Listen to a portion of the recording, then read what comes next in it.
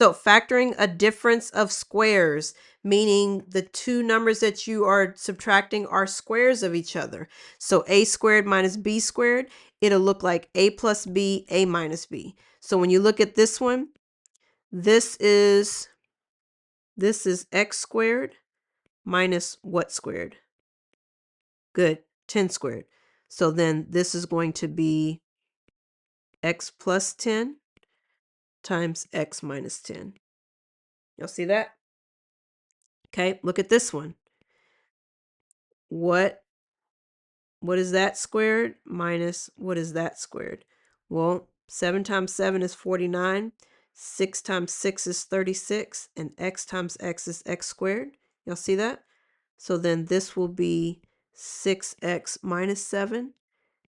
6x plus 7. Sorry, 6x plus 7, 6x minus 7.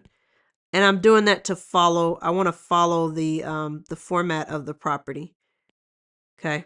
I'm following this format of the property. But with multiplication, it doesn't matter if this one's first or this one's first, because you get the same answer. But I'm going to follow the pattern. And then this one right here. So this is a difference of squares. Again, if you don't have these memorized, that's okay. But it's better if you can memorize or see the pattern, because it'll save you time in trying to figure out what it is. Hopefully your professor allows you to use a sheet.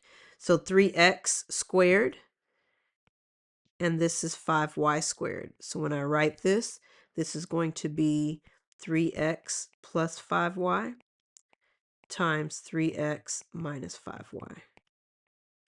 Cool beans? Cool beans.